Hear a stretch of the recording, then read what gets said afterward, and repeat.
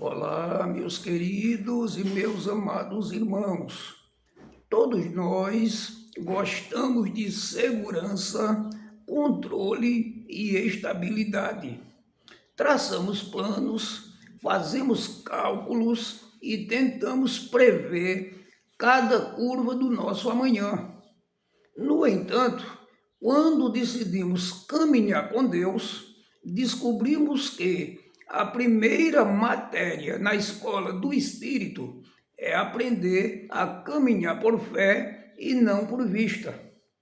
E não existe professor humano melhor nessa matéria do que o patriarca Abraão.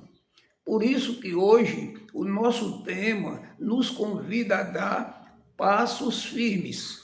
Falaremos de lições da vida de Abraão. Ele é reconhecido pelas três maiores religiões monoteístas do mundo e é chamado na Bíblia de o pai da fé e amigo de Deus. Abraão começou a sua história com um teste avassalador em Gênesis capítulo 12, versículo 1, quando diz: Ora, o Senhor disse a Abraão: sai-te da tua terra, da tua parentela e da casa de teu pai, para a terra que eu te mostrarei. Assim, a primeira grande lição de Abraão é que a fé autêntica sempre exige um ponto de partida focado na renúncia. Deus não deu um mapa detalhado a ele. Deus não disse qual seria o seu destino, quantos quilômetros ele caminharia ou o que ele encontraria lá. Deus apenas disse: sai e vai para a terra que eu ainda vou te mostrar. Abraão vivia em Ur dos Caldeus, uma cidade rica, próspera e confortável.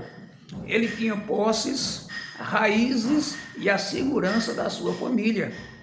Sair dali significava abrir mão do controle, da estabilidade e do conforto para viver como peregrino, habitando em tendas.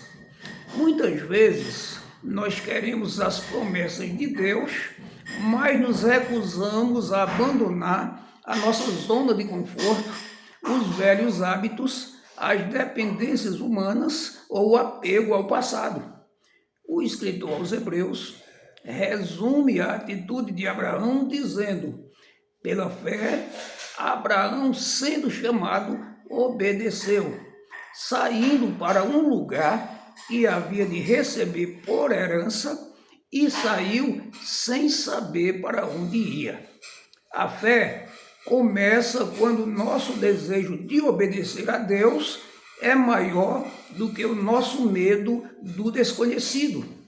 Assim, a segunda lição está na paciência e na perseverança no deserto da espera. Deus prometeu a Abraão que faria dele uma grande nação e que ele seria pai de uma multidão. O problema é que Abraão já era velho e sua esposa Sara era estéril. Os anos se passaram, uma década, 2 décadas e nada acontecia.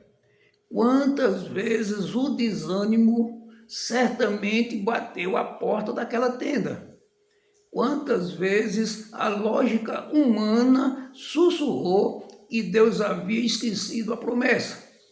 Então aqui aprendemos que o relógio de Deus não funciona no ritmo da nossa ansiedade. O Senhor permitiu que todas as possibilidades humanas morressem. Abraão chegou aos 100 anos de idade e Sara aos 90. Humanamente e biologicamente falando, o milagre era impossível. Mas o apóstolo Paulo escreve em Romanos que Abraão, crendo contra a esperança, creu e não enfraqueceu na fé e nem considerou o seu próprio corpo amortecido. No tempo perfeito de Deus, Isaac nasceu. O silêncio de Deus não significa recusa, significa que ele está preparando algo tão grande que somente o seu poder poderá explicar. Assim, a terceira e mais profunda lição ocorre no Monte Moriá, que está escrito em Gênesis 22. Depois de finalmente receber o filho da promessa, o menino Isaac, Deus pede o impensável a Abraão. Deus diz: toma agora o teu filho, o teu único filho, Isaac, a quem amas, e vai-te à terra de Moriá e oferece-o ali em holocausto. Como processar uma ordem dessas? Isaac era o centro do amor de Abraão, o cumprimento do sonho de uma vida inteira, mas Abraão compreendia um princípio que muitos de nós esquecemos. Nós nunca devemos amar a bênção mais do que amamos o Deus que abençoa. Abraão subiu ao monte, armou o altar e no momento em que ia sacrificar o rapaz, o anjo do Senhor o deteve dizendo: não estendas a tua mão sobre o moço, porquanto agora sei que temes a Deus e não me negaste o teu filho, o teu único filho. No mesmo instante, um cordeiro providenciado por Deus apareceu preso num arbusto para substituir Isaac. Ali, Deus se revelou como Jeová Jireh, o Senhor que provê. Assim, Abraão nos ensina que, quando estamos dispostos a entregar tudo nas mãos de Deus, Ele nos devolve tudo transformado em milagre. Então eu concluo aqui lembrando que a jornada de Abraão terminou com ele sendo chamado de amigo de Deus. Ele não foi perfeito, teve suas falhas no caminho, mas o seu coração manteve-se firme na obediência. A história de Abraão nos desafia hoje. O que Deus tem pedido para você deixar para trás? Em qual área você precisa confiar no silêncio dele? Existe algum Isaac no seu coração que você precisa colocar no altar da confiança? Não tenha medo de caminhar pelo desconhecido, se for Deus quem está guiando seus passos. Dê o primeiro passo hoje, descanse nas promessas dele e viva a extraordinária aventura de andar por fé. Amém?